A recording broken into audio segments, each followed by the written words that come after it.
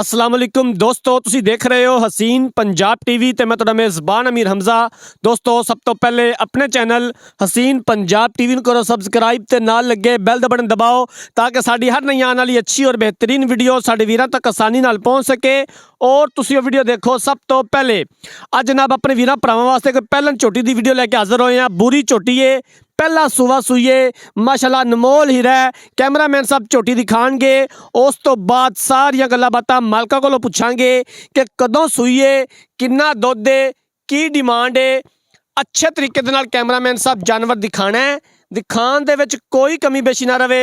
माशाल्लाह बड़ा खूबसूरत हवाना, पूरा मुठदा थण और सोहणियां विरलां, एक हड्डी पूरे जिस्म उत्ते पशम,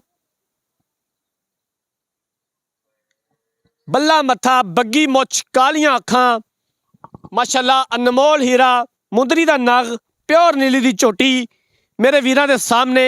जिस तरह मेरे वीर भरा डिमांड करते हैं उस तरह का जानवर लैके आईदा है।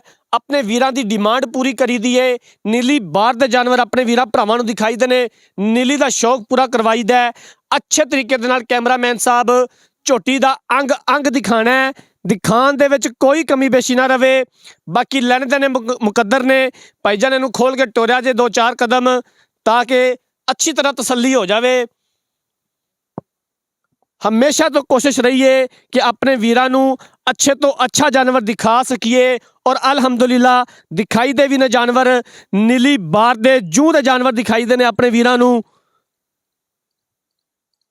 साडे वीर साडे नाल मुहब्बत करते हैं, वीडियो नूं लाइक ते शेयर करते हैं।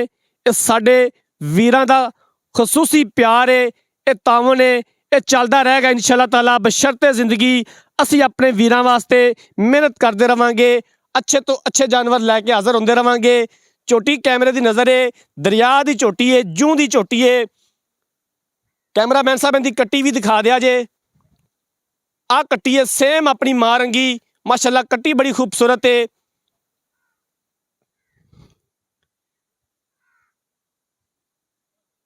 बाकी पूरी डिटेल इनकी मालका कोलों लै लवांगे कि कदों सूई है, किन्ना दुध है या बुल है, की डिमांड करते हैं। लै आओ भाईजान वापस लै आओ, इनू उत्ते छड्डो बच्चे कोल, बन्नो इनू ते साडे नाल आ जाओ, सानू 2-4 गल्लां बातां दा जवाब दिओ। कैमरामैन साहब थना दी ते हवाने दी एक बारी फिर अच्छी तरह तसल्ली करवा दिओ।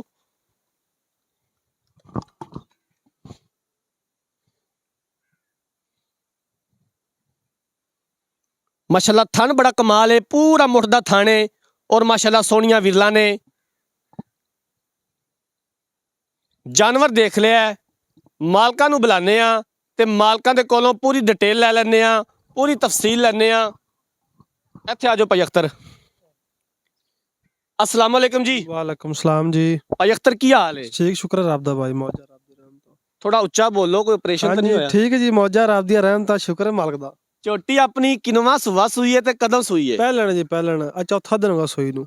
पहला ने अज चौथा दिन हो गया सूई नूं। हाँ जी। हाजर टाइम इहदे कोले किन्ना बोला है बच्चे नूं छड्ड के, कट्टी नूं छड्ड के? सारा 12 किलो जी। 12 लीटर है जी।